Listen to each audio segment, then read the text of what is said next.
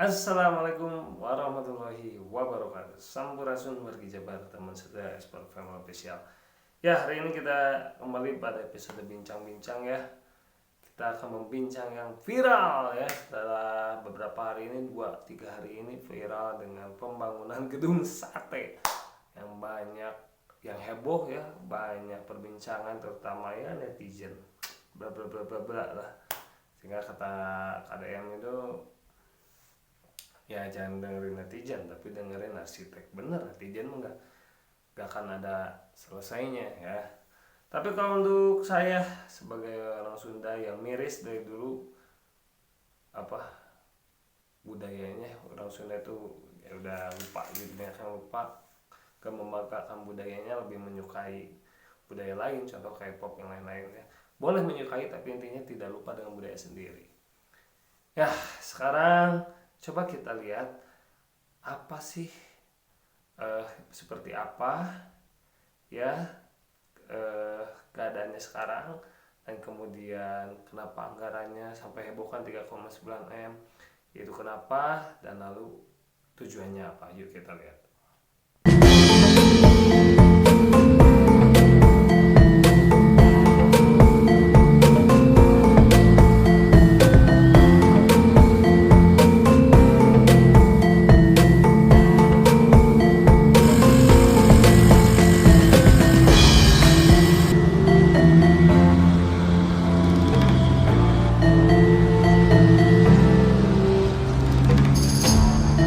Ini bagian dari perencanaan penataan gedung sate dan sekitarnya. Di anggaran perubahan ini direncanakan salah satunya adalah pembangunan pilar ya di gerbang-gerbang yang ada di gedung sate gitu.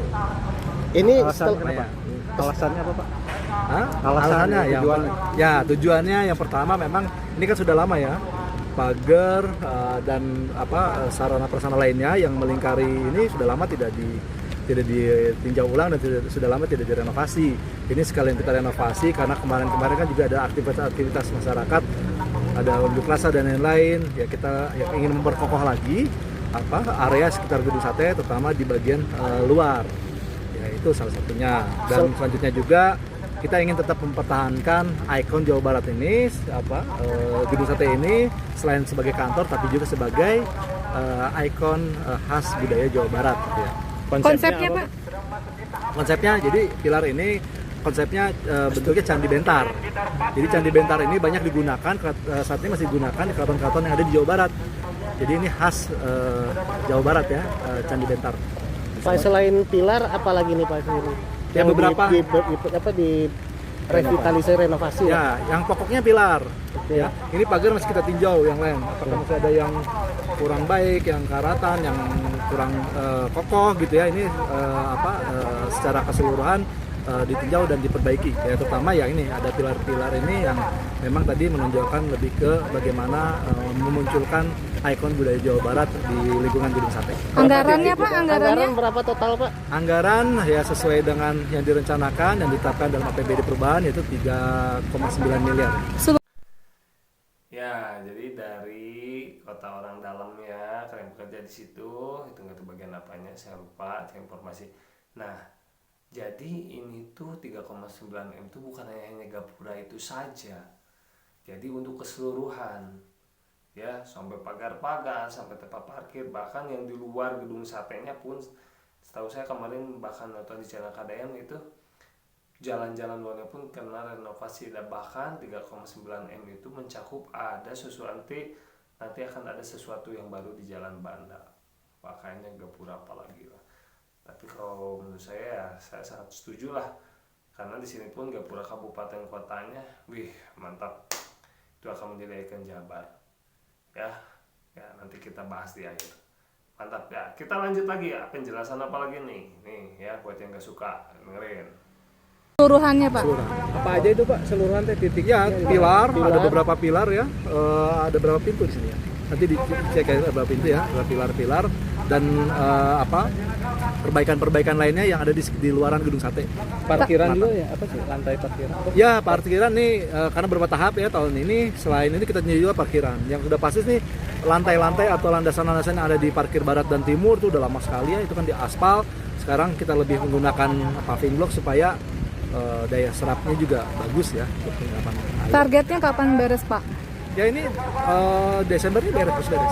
Pak, dari segi cagar budaya ini maksudnya masih diperbolehkan apa gimana? Ya, walaupun ini tidak masuk pilar ini kan di luar pagar tidak masuk cagar budaya yang inti ya. Artinya bukan bangunannya. Bangunan gedung sate itu yang ditetapkan tuh ruang-ruang bangunan yang gedung sate ini, yang utama ini gitu ya. Namun demikian kita juga konsultasi ke Balai Cagar Budaya ya. Kita juga konsultasi dan selama ini berjalan dengan lancar koordinasi.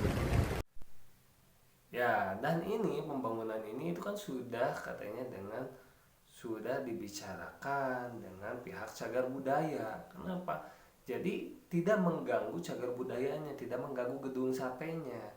Jadi gedung satenya tidak diganggu, yang diperbaiki itu hanya bagian luar-luarnya saja, yang di luar yang boleh renovasi. Dan nanti kita dengerin juga dengan sejarahnya ya. Nah, gitu, dengan sejarahnya gedung sate itu seperti apa. Karena menurut saya yang udah dilihat itu gedung sate itu setahu saya itu dia itu tidak hanya unsur dulu dari Eropa, tapi ada menyatukan dua unsur dengan Asia. Yuk kita lihat lagi. Asianya maksudnya terutama ya negaranya sendiri gitu, negara asalnya itu. Pak, kalau hiasan ornamen di koridor gitu. Ya itu bagian kalau yang di dalam itu bagian dari tadi ya, kita lebih menonjolkan ikon-ikon Jawa Barat, mungkin nanti tematik. Jadi ada juga nanti sekarang ini temanya Priangan, nanti ada kabupaten khas kabupaten mana juga ada gitu ya. Jadi memang nanti tematik bergiliran, nanti boleh dari kekhasan budaya di 27 kabupaten nanti akan bergilir, nanti akan menghiasi interior yang ada di gedung sate. Pak, ini kan di tengah efisiensi Pak ya.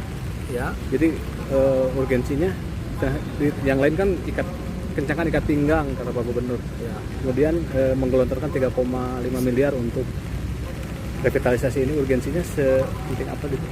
Ya, ini memang sudah direncanakan ya di APBD perubahan ini, dan ini dipastikan tidak mengganggu layanan publik ya, sektor layanan publik. Dan karena memang ini juga bagian ya, ini kan kantor publik, bagian kantor untuk pelayanan publik, apalagi sekarang di dalam sudah ada fasilitas balai penanggahan ya, tempat orang untuk mengadu, menyampaikan permohonan-permohonannya, menyampaikan keluhan-keluhannya. Ini bagian dari fasilitas publik juga, jadi tidak ada salahnya ini kita akan perbaiki karena memang ini akan terbuka untuk publik, khususnya layanan untuk pengaduan masyarakat. Nah, jadi dengar ya di akhir. Jadi selain luarnya, nanti di dalamnya itu akan ada tematik di dalamnya, seperti nanti kita bisa lihat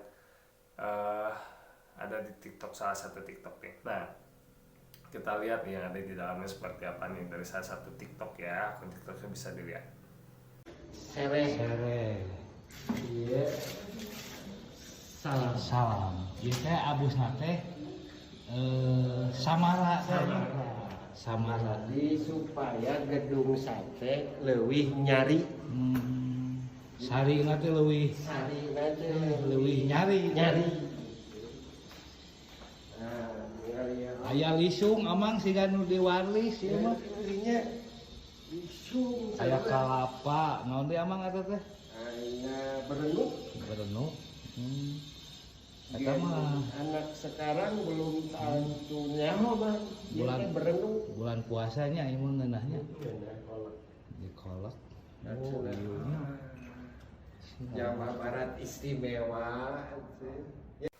Nah, jadi dalam itu nanti dengan ornamen-ornamen tematik, nanti kayak sekarang yang Priangan barusan bisa lihat ada boboko apa, terus buah. Nah, itu kan bagus itu, jadi membangunkan lagi budaya ciri khas yang ada di Jawa Barat, terutama dengan generasi sekarang.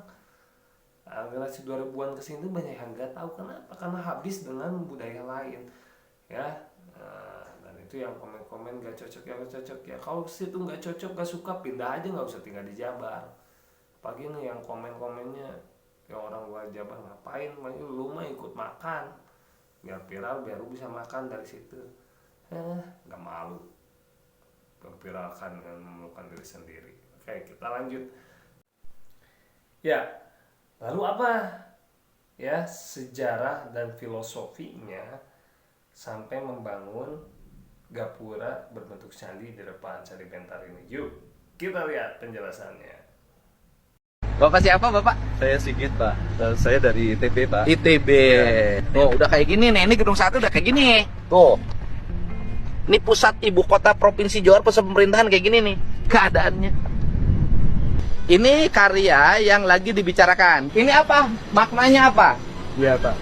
Jadi ini kan kita bicaranya bahwa Gedung Sate itu kan ya milik masyarakat Jawa Barat. Ya. Nah kemudian Gedung Sate sendiri Pak dirancang itu dengan model percampuran Pak, Ya. antara arsitektur Eropa dengan arsitektur lokal Pak. Lokalnya. Waktu itu Ya. Sunda lah ya, karena jendela ya. Ya, di tengah-tengahnya itu Pak, itu ada relief seperti candi begitu Pak. Nah, jadi KDM ini membangun itu berdasarkan arsitek ITB, dari ITB, dengan dia mengetahui sejarahnya juga ya. Di situ dijelaskan Gedung Sate itu tidak hanya dari Eropa, tapi ambil dari sejarah kita juga. Dan di tengahnya pun ada berbentuk candi dari bawah Gedung Sate itu ya. Jadi ini menyatukan dengan memperkuat. Lalu apalagi penjelasan secara jelasnya? Kita lanjut lagi. Di tengah-tengah itu. Iya. Jadi kemudian itu menjadi salah satu referensi lah ya, bahwa kita bagaimana membentuk katakanlah suasana komplek Gedung Sate ini juga memiliki jiwa Jawa Barat, Ya. Sunda, tapi juga bagaimana bisa mewarnai apalagi Gedung Sate. Nah kurang lebih, nah ini yang kami coba tawarkan itu model candi dengan trap. Oke. Seperti yang ada Pak. Kalau model sandi ada yang ngomong lagi, ini nggak ada kaitannya dengan filosofi kesundaan, katanya Ya, begitu. Ya. Ya Pak, jadi kan ini komponen pagar, komponen gapura itu mana sih yang masih eksis di Jawa Barat, Ya. yang secara memiliki warisan Oke. budaya. Dan komponen gapura yang masih eksis itu adalah gapura Kacirbonan. Ya, nah, Cirebon itu Jawa Barat, Pak. betul Pak. Ya. Nah, yang berkembang menjadi wacana kan adalah Candi Benta. Ya. Itu kan ada di kebudayaan Majapahit, Ya. Mataram, Ya.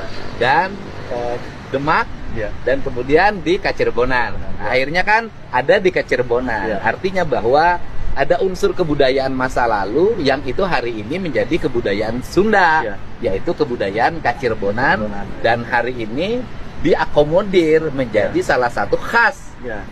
gitu kan? Arsitek gerbang Gedung Sate. Jadi Candi Bentar itu sebenarnya filosofi Bentar itu artinya terbelah Pak ya. Nah itu kalau di depan ini komponen candinya seperti yang ada di Gedung Sate juga.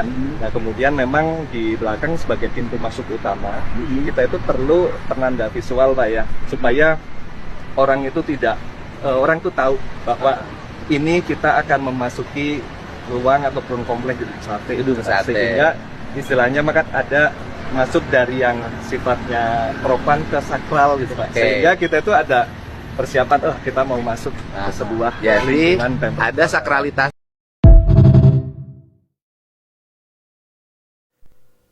Ya, jadi intinya di pembangunan ini KDM itu kan tahu ya, kita tahu kalau KDM itu sangat mencintai budaya. Jadi intinya di sini adalah memperkuat budaya Jabar yang hilang dan akan mati sebenarnya. Karena banyak yang sudah melupakan dan bahkan sudah acil, terutama yang imigran ini repot banget.